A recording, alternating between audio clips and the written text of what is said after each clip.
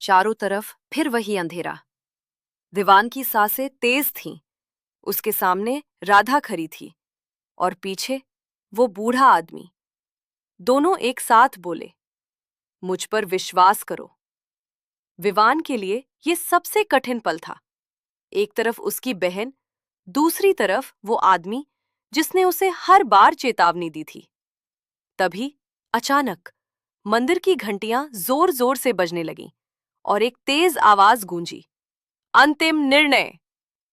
पूरा कक्ष हिलने लगा। दीवारों में दरारें पड़ने लगी। विवान के सामने दो रास्ते खुल गए। एक तरफ तेज सफेद रोशनी, दूसरी तरफ गहरा लाल अंधेरा।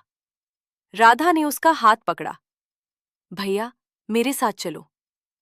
वही बूढ़ा आदमी चिल्लाया, नहीं, वो रास्ता तुम्हें खत्म कर देगा। विवान के दिमाग में सब कुछ घूमने लगा। तभी उसे अपनी माँ की आवाज याद आई, सच्ची भक्ति में डर नहीं होता और सच्चाई हमेशा प्रकाश में होती है। विवान ने आंखें बंद की।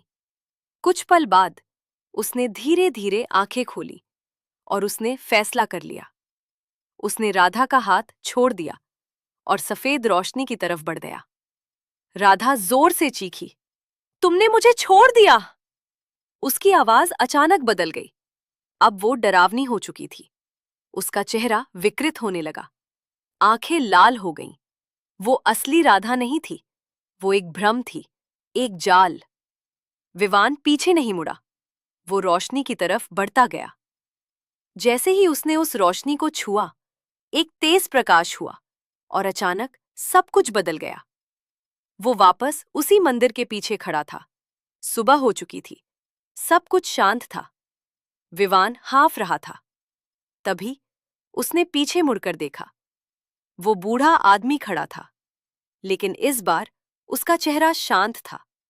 वो मुस्कुराया, तुमने परीक्षा पास कर ली। विवान ने धीरे से पूछा, आप कौन हैं? वो बोला, मैं इस मंदिर का रक्षक हूं। सदियों से इस शक्ति को संभाल रहा हूं और हर उस इंसान की परीक्षा लेता हूं जो यहां आता है।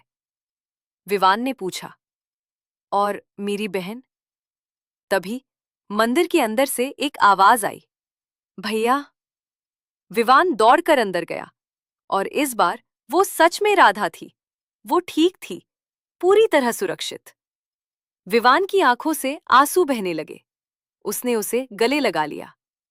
बूढ़ा आदमी धीरे धीरे गायब होने लगा। जाते जाते उसने कहा, याद रखना, डर हमेशा भ्रम पैदा करता है, लेकिन भक्ति सच्चाई दिखाती है। और वो गायब हो गया। मंदिर की घंटियां धीरे धीरे शांत हो गईं। सूरज की रोशनी फैलने लगी। विवान और राधा मंदिर के बाहर खड़े थे।